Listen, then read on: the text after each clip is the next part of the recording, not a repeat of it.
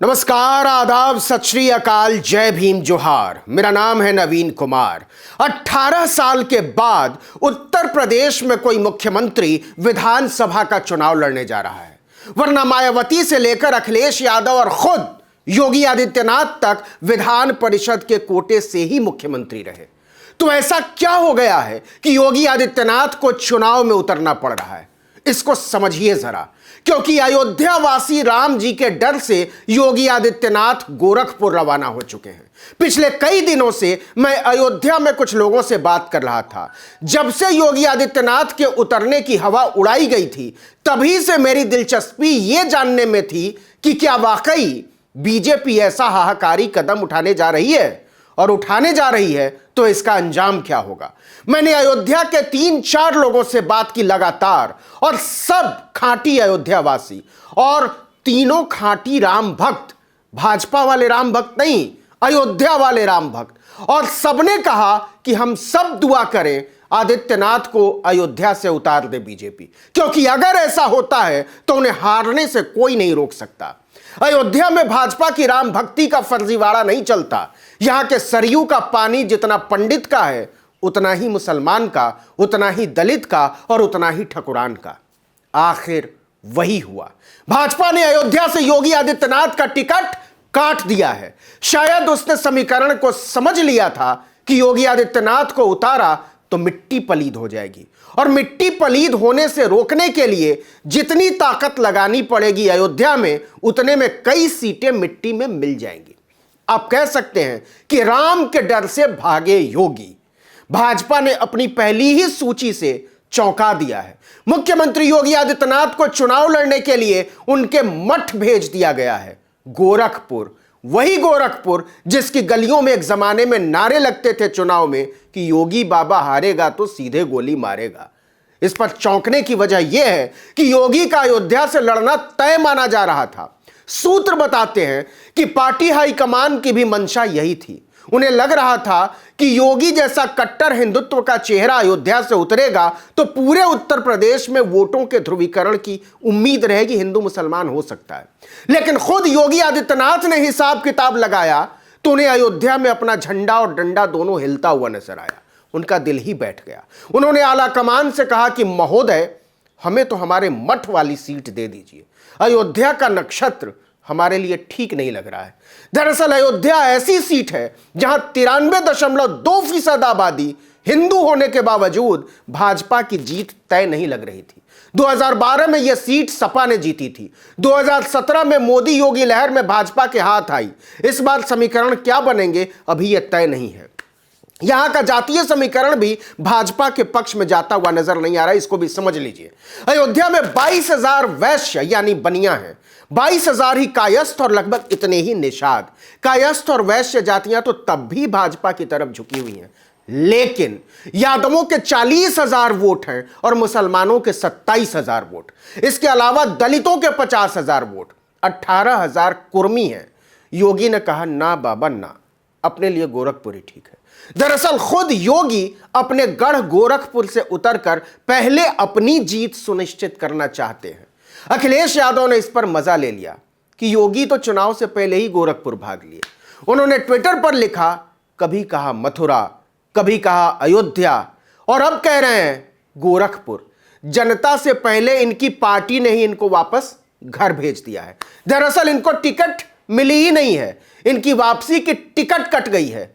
UP कहे आज का नहीं चाहिए भाजपा, #22 में बाईसाइकिल।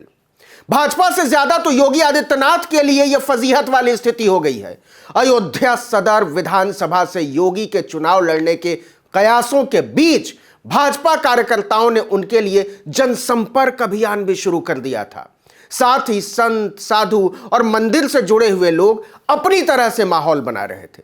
8 से 12 लोगों की टीम घर घर संपर्क करने लगी थी। साधु संत मंदिर में आने वाले श्रद्धालुओं से योगी को वोट देने के लिए कहने लगे थे। व्यापारी भी लगातार योगी के पक्ष में प्रचार करने लगे थे।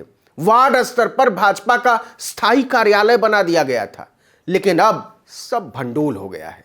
इतना कुछ होने के बाद भी योगी को लगा कि राम जी का आशीर्वाद मिलने से रहा, लिहाजा योगी अपने मठ निकल लिए गोरखपुर। योगी आदित्यनाथ की दहशत को भी जरा समझिए। स्वामी प्रसाद मौर्य ने उनकी नींद उड़ा डाली है। अगर वो खुद अयोध्या से उतरते तो जीतने के लिए एड़ी चोटी का जोर लगाना पड़ता, वहां रहना पड़ता। योगी अपनी जीत के चक्कर में अयोध्या की परिक्रमा करने में रह जाते और गोरखपुर का मठ हाथ से निकल जाता। भाजपा ने हिसाब लगाया तो समझ में आया कि आदित्यनाथ को अयोध्या से उतारने में घाटा ही घाटा है। इसका मतलब है शहरी के साथ ही गोरखपुर के आसपास के 17 विधानसभा सीटों पर भी लाले पड़ जाते। गोरखपुर ग्रामीण के साथ ही पिपराई, चौरी चौरा की सीट भी फंसती हुई दिखाई दे रही थी। स्वामी प्रसाद मौर्य के अलग होने से कुशीनगर, पडरौना, तमकुहीराज, फाजिल नगर की सीट पर भी भाजपा उजाड़ नजर आ रही है। इन सभी सीटों पर अब सपा की दावेदारी ज्यादा मजबूत है। इन सभी सीटों पर कांग्रेस के साथ ही मौर्य का दबदबा है। संत कबीर नगर में 3 विधानसभा सीटों में खलीलाबाद की सीट हाथ से निकलती हुई दिखाई दे रही थी। ऐसे में भाजपा ने कहा कि महंत जी, आप गोरखपुर में ही ठीक है, अयोध्या आपके बस का नहीं है, वहां का हम कुछ अलग जुगाड़ करेंगे। भाजपा के बिगड़े हालात का अंदाजा इसी से लगाइए कि सीएम योगी आदित्यनाथ को गोरखपुर से चुनाव मैदान में उतारने से 18 साल का रिकॉर्ड टूटने जा रहा है। उत्तर प्रदेश में आखिरी बार मुलायम सिंह यादव गुन्नौर सीट से विधानसभा चुनाव लड़कर सीएम बने थे। इसके बाद सब पिछले दरवाजे से ही दाखिल हुए मुख्यमंत्री की कुर्सी पर। हालांकि बीजेपी तो यही कहेगी कि वो आदित्यनाथ को जनता के बीच से लाकर लोकप्रियता का इम्तिहान दे रही है, लेकिन सच यह है कि वो बस उजड़ते हुए मठ को बचाने की कोशिश कर रही है। लेकिन असल सवाल अयोध्या है, राम की राजनीति है और फर्जी राष्ट्रवाद है। अयोध्या के मंदिर का शिलान्यास होने के बावजूद बीजेपी अपने मुख्यमंत्री को, जिसकी अपनी छवि कट्टर हिंदुत्ववादी की है, वहां से उतारने की हिम्मत नहीं जुटा पाई। यह बहुत बड़ा संकेत है कि चुनाव की हवा कैसी चल रही है और चुनाव में संकेतों का बहुत बड़ा महत्व होता है। हालत ऐसी है कि अयोध्या से योगी का पत्ता कटने के बाद अयोध्या सदर की सीट भाजपा के हाथ से निकलती दिख रही है। अब यहां समाजवादी पार्टी का दावा ज्यादा मजबूत नजर आ रहा है। जरा सोच कर देखिए, अयोध्या की सीट भाजपा हार जाती है तो हिंदुत्व की राजनीति का क्या होगा? क्योंकि इससे तो बीजेपी भी इनकार नहीं करेगी कि अयोध्या से भागे योगी अपने मठ को आए। यह आप पर है कि गोरखपुर को योगी आदित्यनाथ का मठ कहें या मांद जिसमें वो छिप जाना चाहते हैं। जो भी कहिए, उत्तर प्रदेश का चुनाव बहुत दिलचस्प होता जा रहा है। इस वीडियो में इतना ही, लेकिन अगर आपने आर्टिकल 19 इंडिया को अब तक सब्सक्राइब नहीं किया तो फौरन कर दीजिए, बेल आइकॉन दबाइए, घंटी जैसी आकृति, लाइक कीजिए और कमेंट करके बताइए हमारा वीडियो आपको कैसा लगा। अगर YouTube पर हमारा वीडियो देख रहे हैं तो हमारे चैनल को सब्सक्राइब जरूर कर लीजिए और अगर Facebook पर हमारा वीडियो देख रहे हैं तो हमारे पेज पर जाइए, उसको लाइक कर लीजिए। हम Instagram पर भी मौजूद हैं, वहां भी आप हमको फॉलो कर सकते हैं। नमस्कार।